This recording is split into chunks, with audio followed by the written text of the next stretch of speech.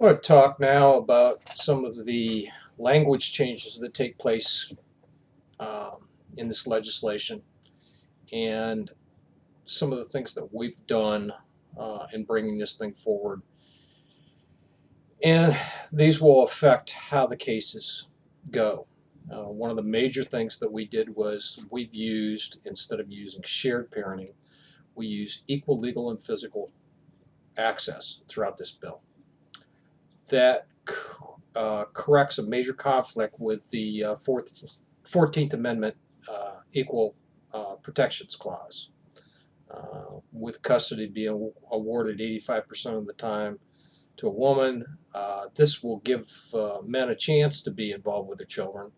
We know the statistics that support father involvement and their influence of it on a child's life and the benefits to society. Clear and convincing evidence becomes the standard of review. This corrects the use of discretionary decisions and requires the courts to use facts, not affidavits, as their basis for awarding custody. This will also eliminate the use of false allegations, which are a major problem for the courts and commonly used to take a parent out of a child's life. There will be automatic deviations on child support. A parenting time adjustment has long been sought out, and this will correct the situation for parents that have their children 50% of the time and are currently paying child support as if they only see them a minimum. This does not eliminate child support. What this does is makes the support amounts fair for both parents and makes both parents responsible for the cost of raising a child. This was a recommendation from the last Ohio Child Support Review Task Force. Guardian ad litems become a may instead of a shall, and costs are taxed equally. At present, the cost of guardian ad litems are not divided equally, burdening one parent with a cost that affects both parties. I have expectations that in the future the use of GALs will diminish greatly, and this is just an effect that will happen when this fully takes place. Psychological, medical, psychologic, and psychiatric exams are by written motion, and costs are taxed to the moving party or divided equally. The costs of these exams are very high. They're often unnecessary and are brought on by false allegations that are presently very prevalent.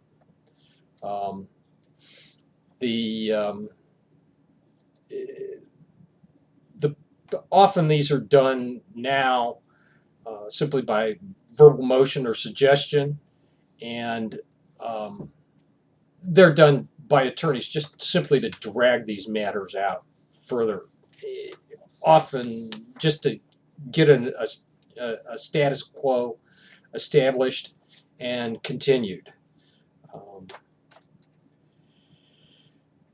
The courts are now going to have to support all of their findings by a finding of facts and conclusion of law,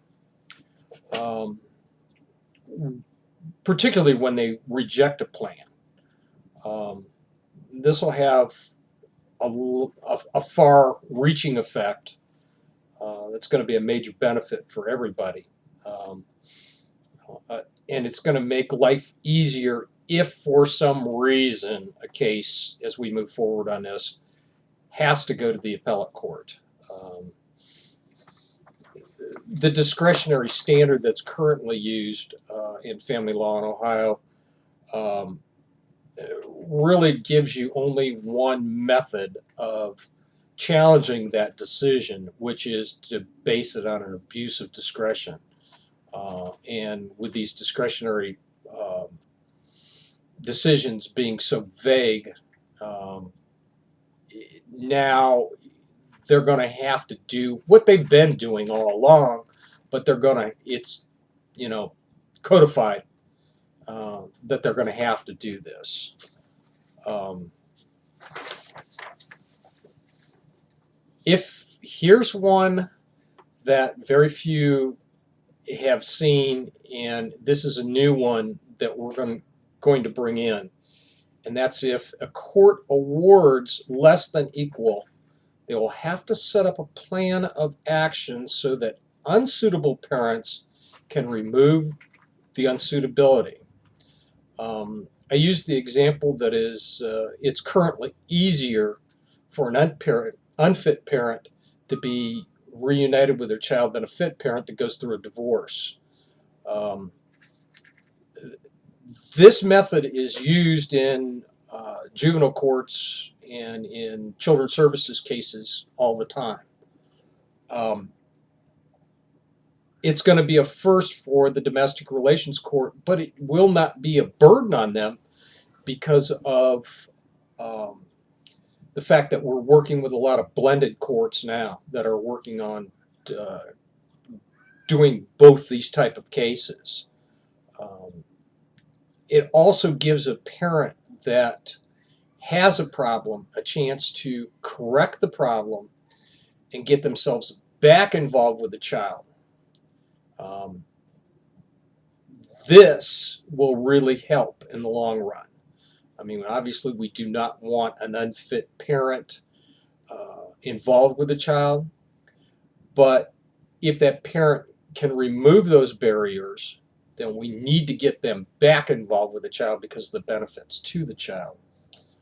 The use of child support as a method of blocking equal access is addressed now as to in this by considering whether or not the parent had the ability to pay.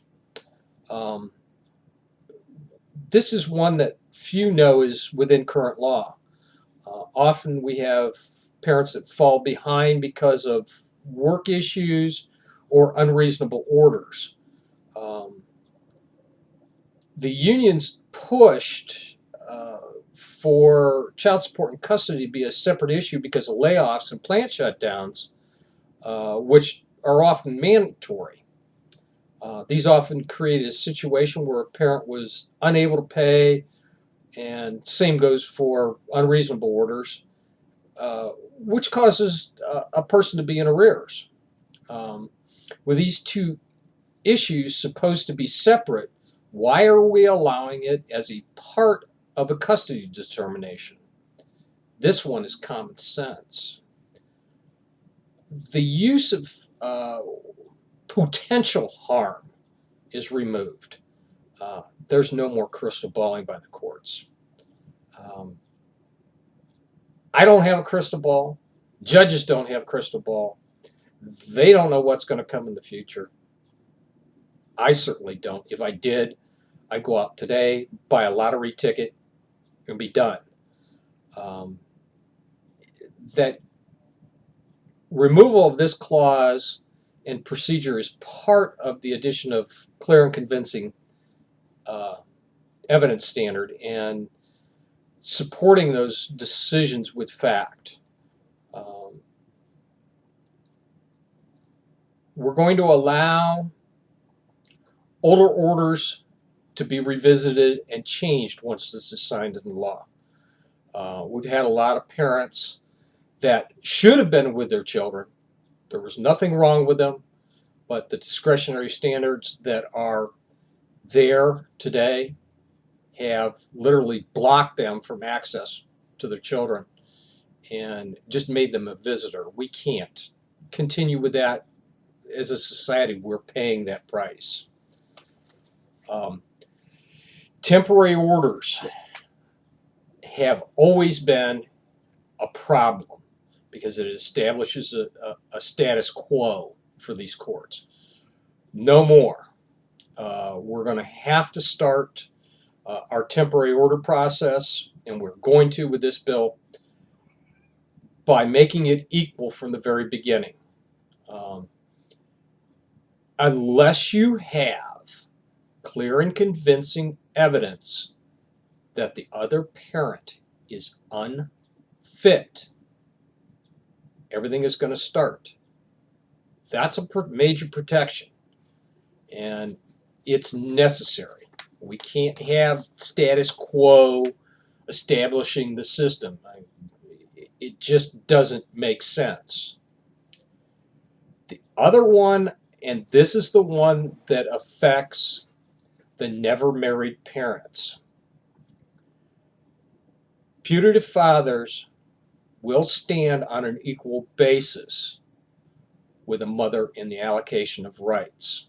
Currently under Ohio law, there's a section that an unmarried mother has all the rights to the child.